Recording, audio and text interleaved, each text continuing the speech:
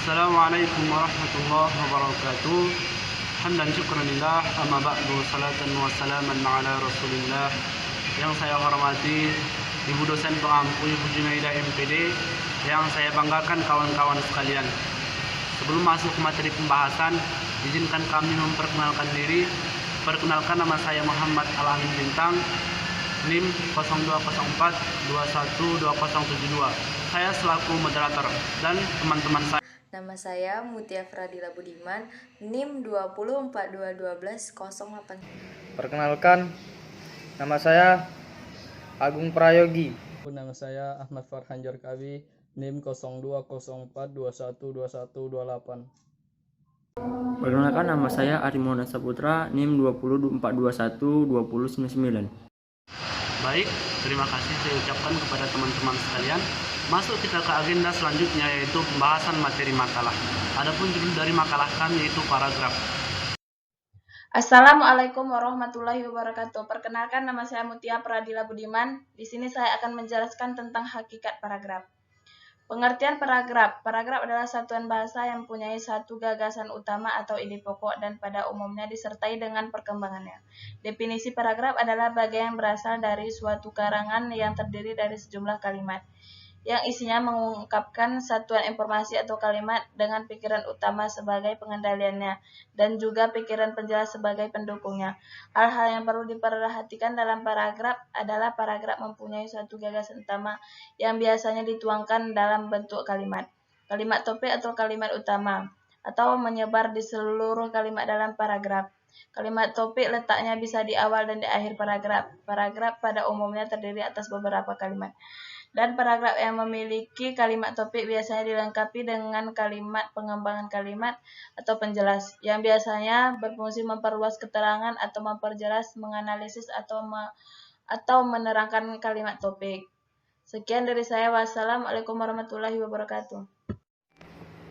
Assalamualaikum warahmatullahi wabarakatuh. Perkenalkan, nama saya Agung Prayogi. Saya di sini akan membawakan materi yang berjudul fungsi paragraf dan syarat paragraf. Adapun fungsi dari paragraf sendiri ialah sebagai berikut. A. Mengekspresikan gagasan yang tertulis. B. Untuk menandai peralihan gagasan baru. C. Untuk memudahkan menulis dan pembaca. D. Memudahkan pengembangan topik. E. Untuk memudahkan pengendalian variabel. A. Mengekspresikan gagasan yang tertulis. Maksudnya mengekspresikan gagasan di sini adalah memberikan bentuk suatu pikiran dan juga perasaan ke dalam rangkaian kalimat yang tersusun sehingga membentuk suatu kesatuan. B. Untuk menandai peralihan gagasan baru. Maksudnya sebuah karangan yang terdiri beberapa paragraf mempunyai beberapa ide atau gagasan, dan ide atau gagasan tersebut terletak di masing-masing paragraf. Sehingga apabila kita membuat paragraf baru, maka kita juga membuat gagasan baru. C. Untuk memudahkan menulis dan pembaca, yaitu memudahkan penulis dan menyusun gagasan, dan juga untuk memudahkan pembaca dalam memahami gagasan dari penulis. Memudahkan pengembangan topik, yaitu dalam mengembangkan topik sebuah karangan ke dalam bentuk pemikiran yang kecil. D. Untuk memudahkan pengendalian variabel, yaitu pengarang lebih mudah dalam mengendalikan variabel, terutama pada karangan yang terdiri dari banyak variabel. Syarat paragraf. Paragraf yang efektif harus memenuhi dua syarat, yaitu adanya kesatuan dan kepaduan. A. Kesatuan paragraf. Sebuah paragraf dikatakan mempunyai kesatuan jika seluruh kalimat dalam paragraf hanya membicarakan satu ide pokok, satu topik atau masalah. Jika dalam sebuah paragraf terdapat kalimat yang menyimpang dari masalah yang sedang dibicarakan, berarti dalam paragraf itu terdapat lebih dari satu ide atau masalah. B. Kepaduan paragraf. Seperti halnya kalimat efektif, dalam paragraf ini juga dikenal istilah kepaduan atau koherensi. Kepaduan paragraf akan terwujud jika aliran kalimat berjalan mulus dan lancar serta logis. Untuk itu, cara referensi, jasa, kata ganti, dan kata sambung serta serasa penghubung dapat dimanfaatkan selengkapnya mengenai syarat paragraf. C. Pengembangan paragraf. Pengembangan paragraf sangat berkaitan erat dengan posisi kalimat topik, karena kalimat topiklah yang mengandung inti permasalahan atau ide utama. Paragraf pengembangan paragraf dedukatif misalnya, yang menempatkan ide atau gagasan utama pada awal paragraf, pasti berbeda dengan pengembangan paragraf indukatif yang merupakan kebalikan dari paragraf dedukatif. D. Metode definisi. Yang dimaksud dengan definisi adalah usaha penulis untuk menerangkan pengertian konsep istilah tertentu. E. Metode proses. Sebuah paragraf dikatakan memakai metode proses apabila isi alinea menguraikan suatu proses. Proses ini merupakan suatu urutan tindakan atau perbuatan untuk menciptakan atau menghasilkan sesuatu. F. Metode contoh. Dalam karangan ilmiah, contoh dan ilustrasi selalu ditampilkan. Contoh-contoh terurai lebih yang memerlukan penjelasan rinci tentu harus disusun bentuk paragraf. G. Metode sebab akibat. Metode sebab akibat atau kausalitas dipakai untuk menerangkan suatu kejadian dan akibat yang ditimbulkannya atau sebaliknya. H. Metode umum khusus. Metode umum khususnya dan khusus umum paling banyak dipakai untuk mengembangkan gagasan paragraf agar tampak teratur. Bagi penulis pemula, belajar menyusun paragraf dengan metode ini adalah yang paling disarankan. I. Metode klasifikasi. Bila kita akan mengelompokkan benda-benda atau noun, benda yang memiliki persamaan ciri seperti sifat, bentuk, ukuran, dan lain-lainnya. Baik, saya di sini akan menjelaskan unsur paragraf. Pembentukan paragraf yang baik kiranya memerlukan beberapa unsur, yaitu pertama, kesatuan. Kalimat-kalimat dalam satu paragraf harus menggambarkan hubungan dan menunjukkan ikatan untuk mendukung suatu gagasan dan pikiran sebagai pokok pikiran. Kesatuan berarti adanya hubungan mengenai masalah dan tema dalam pengembangan. Contoh, tema budaya Indonesia. Keindahan Indonesia beraneka ragam dan tiada batasnya. Indonesia memiliki berbagai budaya yang indah, seperti tarian, pakaian tradisional, lagu daerah, adat istiadat, bahasa, dan lainnya. Banyaknya budaya di Indonesia membuat negara ini memiliki semboyan Bhinneka Tunggal Ika, yang artinya berbeda-beda tetapi tetap satu jua. Perbedaan budaya Indonesia dipersatukan dengan adanya bahasa Indonesia. Yang kedua, koherensi.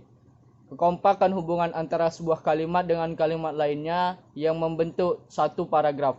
Koherensi atau kepaduan yang baik terjadi hubungan timbal balik antara kalimat yang satu dengan kalimat yang lain. Misalnya, dalam kalimat awal menjelaskan tentang keindahan alam Indonesia, maka dalam paragraf tersebut berisi hal yang sama. Ketiga, pengembangan. Gambaran mengenai kesatuan dan penyatuan akan jelas terlihat dalam pengembangan paragraf. Informasi-informasi dan kesetaraan yang diberikan adanya hubungannya dengan kalimat-kalimat yang harus berkembang dalam paragraf tersebut. Terima kasih. Baik, kali ini saya akan menjelaskan tentang kerangka paragraf. Kerangka paragraf terbagi menjadi dua. Yang pertama itu gagasan utama. Gagasan utama merupakan ide, pokok pikiran yang menjadi dasar pengembangan paragraf. Gagasan utama biasanya berupa kalimat yang merangkum seluruh isi kalimat-kalimat lain dalam sebuah paragraf. Kedua, gagasan penjelas. Gagasan penjelas merupakan gagasan yang menjelaskan gagasan utama. Gagasan penjelas biasanya menjelaskan kalimat utama. Sekian dari saya. Assalamualaikum warahmatullahi wabarakatuh. Baik, saya di sini akan menjelaskan tentang macam-macam paragraf. Berdasarkan letak kalimat utamanya, paragraf dibedakan menjadi 4, yaitu paragraf deduktif, induktif, campuran, dan naratif atau deskriptif. Pertama, paragraf deduktif, yaitu paragraf yang kalimat utamanya terletak pada awal paragraf. Penjelasan dan catatan penting paragraf deduktif yang harus kalian tahu ada 2. Yang pertama, kalimat utama berada di awal paragraf. Kedua, menyatakan dari hal yang umum ke hal yang khusus atau luas. Contoh, ada beberapa penyebab kemacetan di Jakarta. Pertama, jumlah armada yang tidak seimbang dengan luas jalan.